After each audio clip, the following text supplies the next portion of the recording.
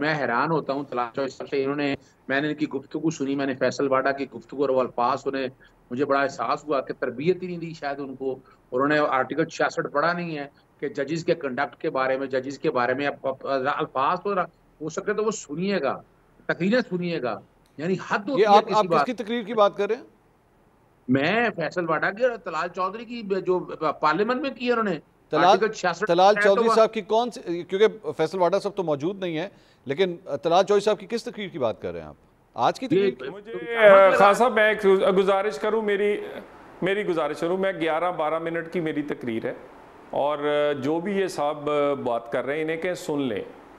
मैंने अदालत से दरगुजर का गुजारिश की है, मैंने अदालत से मैग्नेनिटी की बात की है, हाँ। मैंने अदालत से कहा है कि ये कानून जो है स्कैंडलाइज करने का, ये जो तौहीन अदालत का कानून, ये जो इस्तेमाल है, ये अब दुनिया में जो ख़त्म हो चुका है। तो गुजारिश ये है कि अदारों के दरमियान कोई रिफ्ट नहीं होनी चाहिए। मेरी 12 मिनट की तकरीर इन्हें सुना दे। मैं इसीलिए तलाल साहब इसीलिए पूछने लगा था उनसे, ऐसे ही मुंह उठा के आगे बातें करनी है तो मेरा ख्याल है ये करते रहे अपनी तकरीर, हकायक पे बात करें। मैं मेरा मतलब है फ्लोर ऑफ द हाउस मैंने बात की है, जिम्मेदार आदमी हूँ।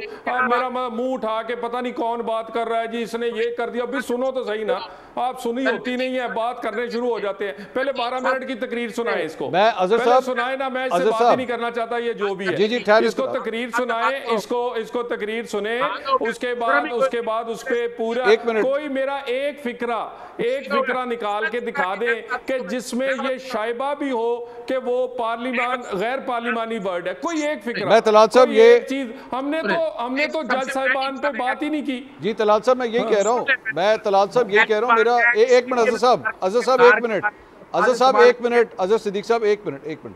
तलाल साहब मेरा उनसे यही सवाल था, अगर आप मैं उनका वही उनसे जवाब देने लगा हूँ कि वो किस चीज़ पे एतराज़ कर रहे हैं, क्योंकि आपकी तकरीर मैंने भी सुनी है। मैं ये पूछने लगा हूँ कि आखिर वो किस चीज़ को पिन पॉइंट कर रहे हैं। अजहर साहब आप स्पेसिफिकली बताइए कौन से जुमले को आप पिन पॉइंट कर रहे हैं, कौन सी बात को पिन पॉइंट कर रहे हैं? सबसे पहली बात कि शाकिब निसार साहब के ऊपर जिस तरह के अल्फाज इस्तेमाल किए, जाके जरा सुन लें, मैं दोहराना नहीं चाहता।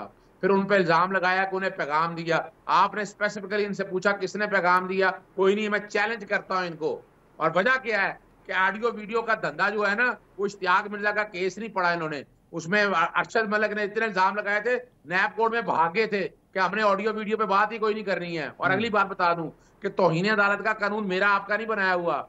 आर्टिकल 204 आईने पाकिस्तान का हिस्सा है, वो किसी पार्लियामेंट के बारे में लफ्ज नहीं है। और कंटेम्प्ट ऑफ कोर्ट ऑर्डिनेंस जो है, ये इसी पार्लियामेंट ने ये सारा बैठकर वैसे मेरे ख्याल में अजहर साहब तलाल साहब को कंटेम्प्ट ऑफ कोर्ट के बारे में अच्छा खासा पता होगा। मेरे ख्याल में he is not the sort कि जिनको ना पता हो।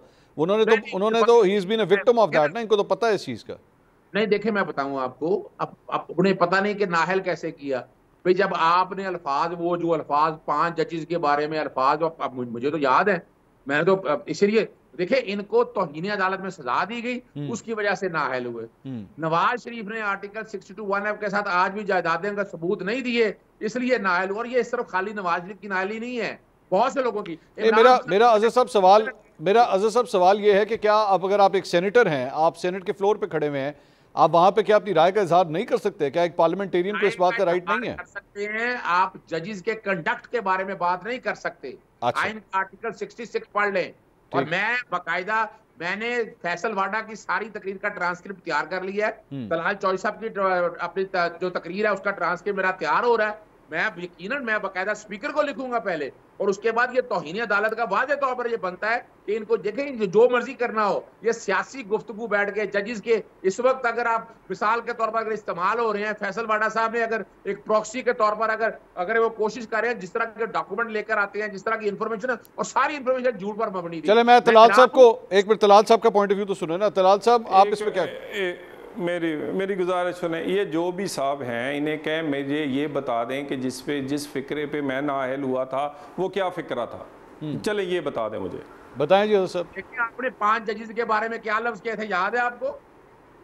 मैंने कहा ही नहीं 5 जजेस। ओहो, ये आप छोड़ दें इस बात को। आप बैठ के ना, यानी आप भाई बात का मेरे भाई अपनी बात आपको पता नहीं है, केस मेरा पता नहीं है ना, मैंने जजेस की बात की, पूरी मेरी तकरीर आज सारे नेशनल मीडिया पे आई है, किसी के अजहर साहब पहले बात सुन लें, नहीं की। अजहर साहब पहले बात सुन लें, पता नहीं मेरी बात। अजहर साहब पहले उनकी बात सुन लें। अजहर साहब एक मिनट, एक एक करके बात करें ना। अभी तलाल साहब की बारी है, पहले उनकी बात सुन लें। जी तलाल साहब। मंसूर साहब गुजारिश ये है, मेरा केस मैं फाइल इन्हें भेज देता हूँ, पढ़ के मेरे से बात कर ले, मेरी तकरीर दे। चले मेरे ख्याल में इससे आगे चलते हैं ना तलाल साहब, इससे आगे चलते हैं। गुजारिश सुन ले मंसूर साहब, मेरी गुजारिश सुन ले। जी बोलिए मेरी बात, ऐसे बंदों को बुलाया करें जो जिम्मेदारी से बात करें। मैं जिनकी जिम्मेदारी, जिन्हें पता ही नहीं है क्या, मैं क्या इनको जवाब दूं भाई?